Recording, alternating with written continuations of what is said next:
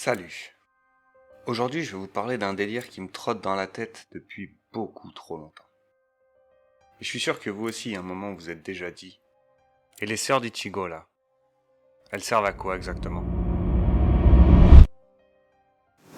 Parce qu'on connaît tous Ichigo. Le mec est Shinigami, Quincy, Holo, Fullbringer. Bref, il a coché toutes les cases, comme s'il remplissait une fiche d'inscription. Mais il y a un truc que tout le monde oublie, c'est que Ichigo n'est pas fils unique. Il y a Karin et Yuzu. Ces deux-là, c'est pas juste des sœurs mignonnes du héros. Non, non, elles ont exactement le même héritage que lui. Alors on va checker ensemble ce qu'elles sont déjà capables de faire. Et ça, sans aucun pouvoir. Donc voir les esprits, check. Sentir une pression spirituelle, check. On est bon. Voir les holos sans entraînement, check. Résister à un Reiatsu lourd, même celui d'Ichigo, check. Donc en gros, même déjà sans être éveillées, elles ont déjà tout ce qu'il faut pour être monstrueuses. Maintenant, on attaque le premier vrai dossier. Karin Kurosaki. C'est clairement celle qui donne le plus d'indices. Déjà, Karin, c'est l'opposé d'Ichigo. Là où il fonce, elle observe. Là où il explose, elle analyse. Elle a ce côté calme, lucide, un peu froid. Et franchement, ça colle parfaitement au profil d'un futur Shinigami. Surtout qu'elle maîtrise déjà ses perceptions depuis qu'elle est enfant. Et ça, on a tendance à l'oublier. Contrairement à Yuzu qui flippe, Karin, elle, contrôle volontairement ce pouvoir. Et puis il y a la phrase, celle qui m'a fait tilt depuis des années. Isshin qui un jour a dit « Son Reiatsu augmente dangereusement ». Et ça veut dire quelque chose de très important. Parce que si Isshin, un ancien capitaine du Gotai 13, te dit qu'une gamine de 10 ans a un Reiatsu qui augmente dangereusement, c'est pas une phrase au hasard. Parce que dans Bleach, le Reiatsu n'augmente jamais tout seul. C'est pas un muscle ou une compétence qu'on peut développer avec de l'entraînement. Il grimpe pour une seule raison. Le corps se prépare à passer à l'étape d'après. Et chez les Kurosaki, l'étape d'après, c'est... l'éveil.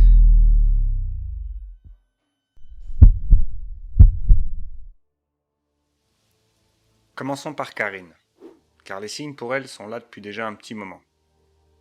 Son Zanpakuto se révèle enfin. Un sabre court, noir comme la nuit, sobre et mortel, avec une aura d'ombre qui semble vivante. En Shikai, Karin devient une vraie danseuse de l'ombre. Sa vitesse et son agilité décuplées lui permettent des attaques précises et rapides. Elle peut jouer avec les ombres et sauter sur ses ennemis avant qu'ils n'aient le temps de réagir. Sa technique principale, le Kage no Mei. Ça lui permet de créer des doubles d'ombre d'elle-même pour surprendre ses ennemis et passer presque invisible en se fondant dans les ténèbres. Son Bankai, le Kurokage no Kiba, transforme sa lame en une épée beaucoup plus longue, légèrement enveloppée d'une fumée noire dense et vibrante. Ces doubles d'ombre deviennent des extensions d'elle-même. Elle peut frapper à plusieurs endroits à la fois et déchaîner une tempête d'ombre tranchante tout autour d'elle. Elle devient une combattante redoutable, idéale pour neutraliser plusieurs adversaires en mêlée rapidement, voire même infiltrer les lignes ennemies sans se faire repérer. Voilà pourquoi Karin, selon moi, serait la Shinigami parfaite pour le clan Kurosaki. Entre ténèbres et précision, elle incarne l'équilibre et la discipline.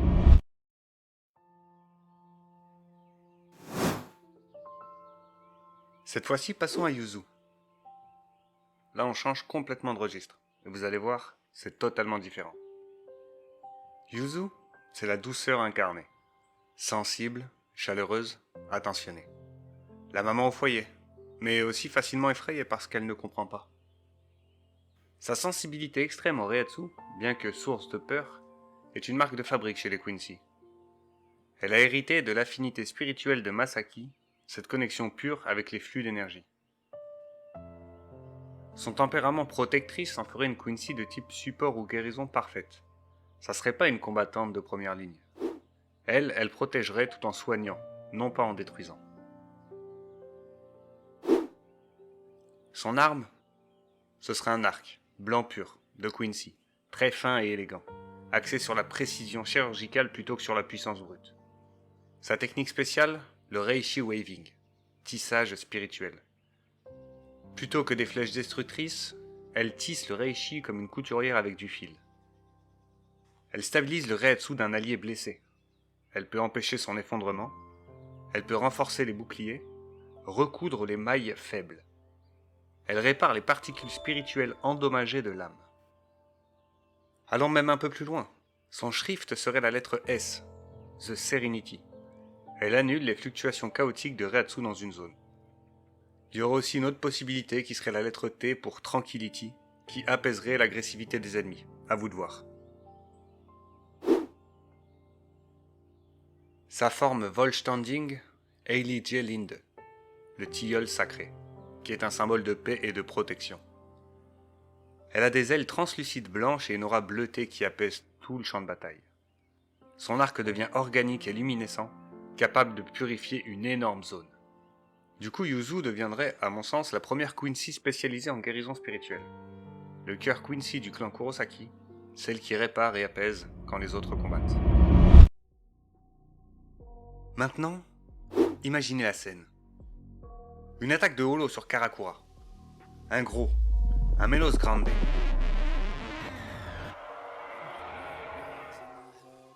Ichigo n'est pas là.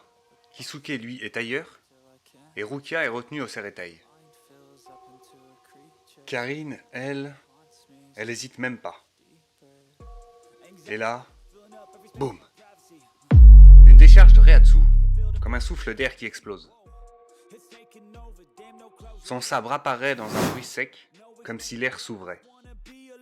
Quant à elle, Yuzu, elle ne hurle pas, elle ne fuit pas, elle se concentre. Et son arc apparaît. Il est d'une blancheur pure. Les deux sœurs s'éveillent. Karine fonce. Yuzu derrière elle la couvre. Les mouvements s'enchaînent, naturels, parfaits, comme si elles avaient fait ça toute leur vie. Et là, Ichigo arrive. Et il comprend que ses petites sœurs viennent de le rattraper. Donc du coup, si Karine et Yuzu s'éveillent vraiment, l'univers de Bleach changerait complètement. Le clan Kurosaki deviendrait un pilier spirituel majeur. Ichigo, l'hybride ultime, le pont entre tous les mondes. Karine, la Shinigami, l'ombre, la discipline. Et Yuzu, la Quincy, la lumière et le soin. Et là, la Soul Society devrait réagir.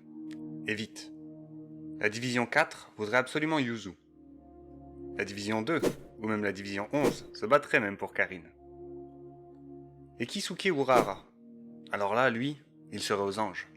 Il entraînerait Karine au combat rapproché, et Yuzu au tissage du Reishi. Et si un nouvel ennemi attaquait Karakura? Il ne verrait plus seulement Ichigo. Il verrait un trio, une famille, un équilibre parfait. Et maintenant, c'est à vous. Dites-moi ce que vous en pensez en commentaire. Team Karine, Team Yuzu ou les deux? En tout cas, merci d'avoir regardé cette vidéo et je vous dis à très vite pour la suite. Allez, ciao ciao.